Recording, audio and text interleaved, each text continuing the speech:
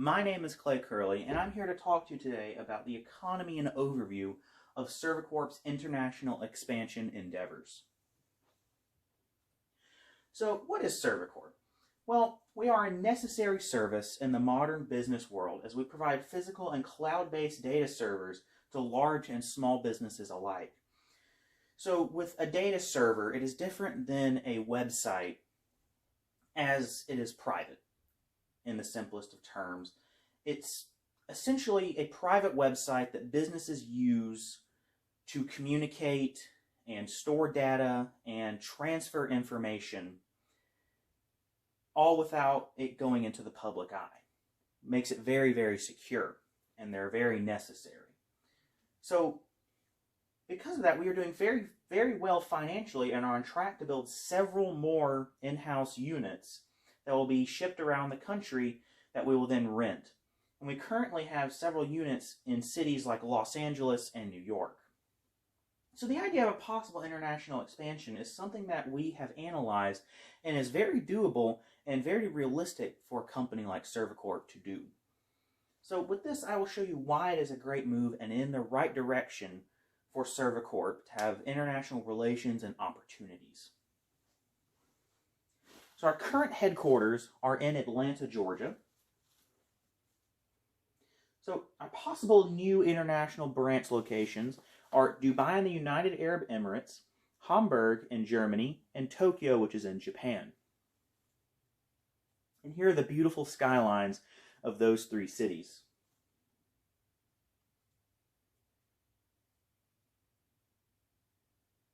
So we'll get to narrowing down the options. So Tokyo was the first to be ruled out, and although it was a very populous and business-centered city, it was ruled out early on as the cost of rent for office space was just very, very high for what was even available. Yes, there was an abundance of office space available, but not what we were looking for.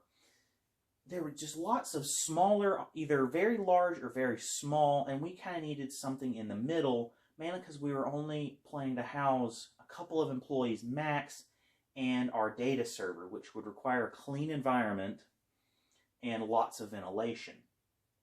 And we just couldn't find exactly that for Tokyo. And while I'm sure it exists, it's most likely not being rented out. So, however, Japan did have a very good business culture and etiquette standard, which is expected over there. And it has a 2020 estimated population of 37,300,000, and that is a very large number. And while it is very populous, we'd be able to get our name out there. It just financially would not make sense for us regarding the office space, as we would either be paying too much or too little for just not enough space, and we'd have to add on and add construction, and it just would not be worth it for us. So the next city we eliminated was Hamburg, Germany. And however, it was an excellent candidate and an excellent city. So it offered lots of commercial exposure to industrial and tech-centered companies. And it is a very developed city, but not, say, as populous as Tokyo. Not as modernized, as you would say. And the only real issue, again, was office space. There was an abundance of the size we wanted, but not a place where we could just go ahead and move in a large server. We would have to add on and do all sorts of things that just was not worth it for us in the end. So our pick was Dubai in the United Arab Emirates. So why we chose this is Dubai is a very culturally rich and promising city, and there is an abundance of available real estate and office space, which great news for us, as we found that we would not have to add on or hire construction crews to manage different properties just so we could move in a server. And it has a smaller population in 2020 of 2.8 million, which is way down from Tokyo, Japan, and has an abundance of very smart businessmen and investors. So the cost. So for moving to Dubai, the cost was an estimated $215,000, which is accounting for several factors which I will get to in just a minute. So, and that is also going with the current exchange rate of one United Arab Emirates dirham equaling 27 cents in the U.S. currency. So the other two cities, it would actually come in slightly less, around 210,000 US dollars. And you might be asking, why did we pick Dubai if it was the more expensive? Well, so we go to the cost and how it was calculated first. So total cost for all three cities was determined by taking the greater number, so the highest average of several factors, which includes base $60,000 salaries for 3 new American-based hires. Now, we would want to hire kind of natively first in our own country, which is United States, mainly just for simplification. Now, we get larger later on, then yes, it makes perfect sense to hire internationally, but just moving right over and renting out most of our office spaces, it would make sense just to bring 3 new people over. So, then also is accounting for the production of a new server unit, including brand name retail price parts, the shipment of the parts, office furniture, assuming we do not buy a unit or rent a unit that is already fully furnished. So, rent, obviously, necessities including water and electricity, and unknown factors. As with something as large as an international move, there can be all sorts of unknowns, which we wanted to make sure would be accounted for. So why did we pick Dubai if it is the most expensive?